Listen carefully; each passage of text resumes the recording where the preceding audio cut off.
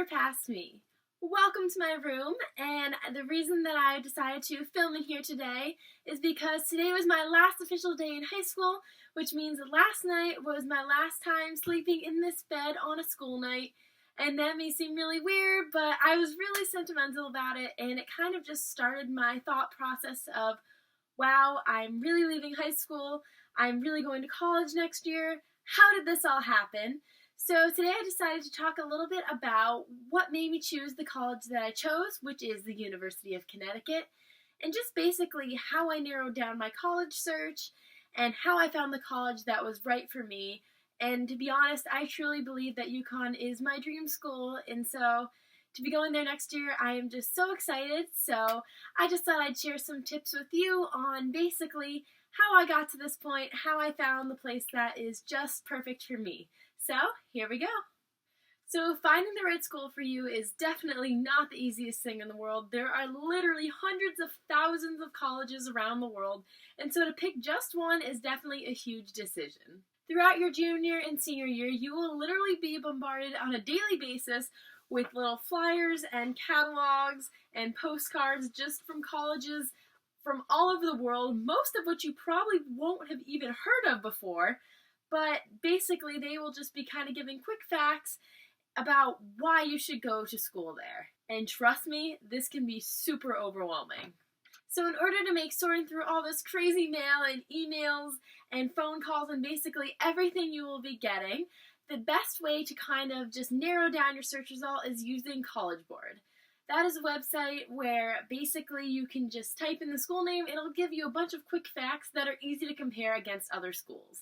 Because normally the brochures of different colleges are completely different, and they only, of course, want to highlight their outstanding, awesome features, and don't really want to talk about the things, whether it's like old dorm rooms or not so great food. They're obviously not going to advertise that because they want you to go there. So using College Board, and there's also a bunch of other websites in that sort that kind of just break down the basic college facts, and there's also sites that you can look through to get student reviews and all sorts of things like that that can really make your college experience way simpler. But for today's video, to make it really easy to follow and memorable as kind of key bullet points, I decided to make 5 criteria that are the most important in your college search that you need to decide ahead of time so you don't kind of get lost in a sea of schools. The first thing you want to look for is the major. So if you have a very particular set major, obviously you need to go to a school that has that major, and preferably you want that school to be known for that major because that means that they're really good at teaching it and that you will be most likely to get a great job, or they just have really good connections afterwards so that you can actually get a job once you graduate college, which I know seems like super far away, but when it gets there, you need to make sure that you are ready to move on from college. If you are not sure in your major, you want to make sure that you pick a college with a really good undeclared major program.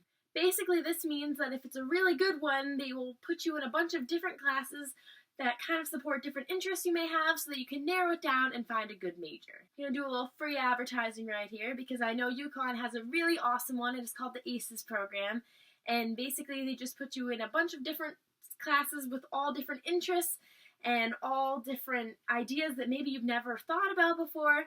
And that way you can kind of narrow down on what you like or what you definitely don't like, and they can kind of help you from there to get a major, and I know that a lot of people really like it and it's very helpful, so go UConn! The second most important criteria to look for in your college is the location. That can be super important in determining your school.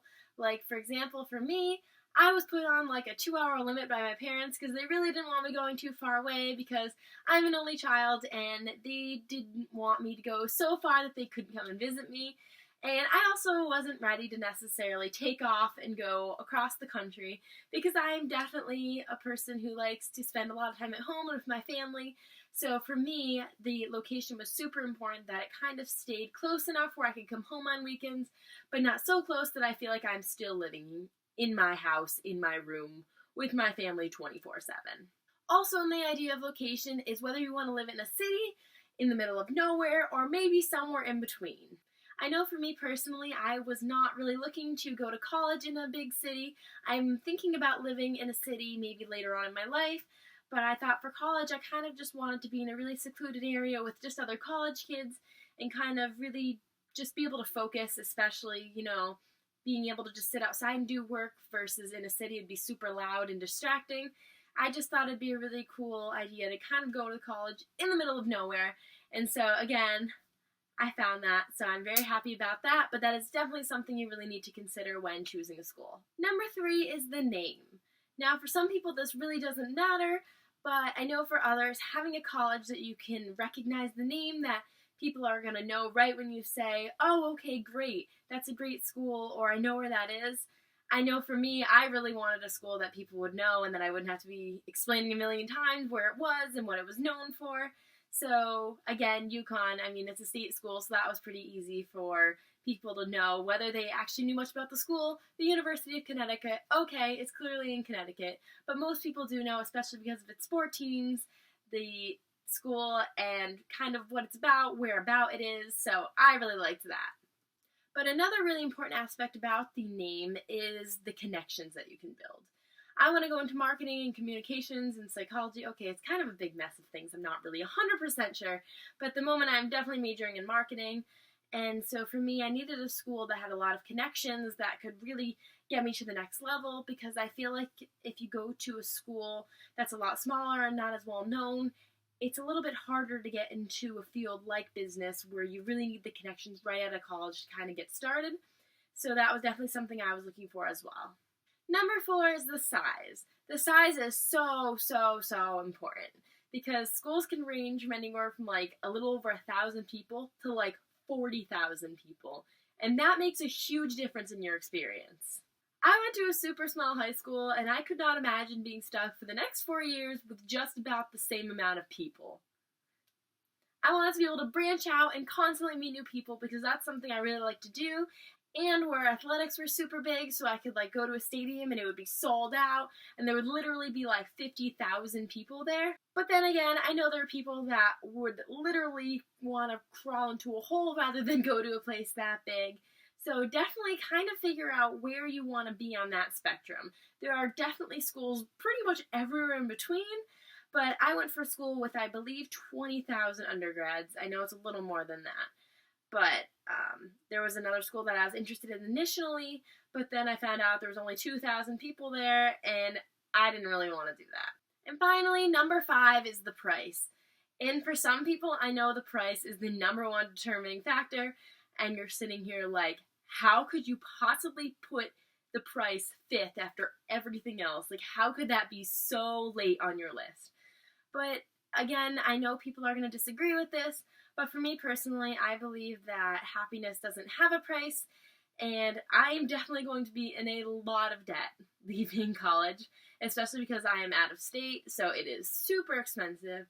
But the truth is, I found my dream school, and that experience, the love of my school, is priceless. I can't go to another place and feel the same connection, feel the same love that I do towards UConn.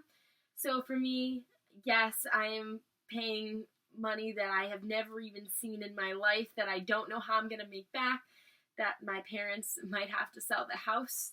Yeah, that's a long, crazy financial story. But that college is just so expensive.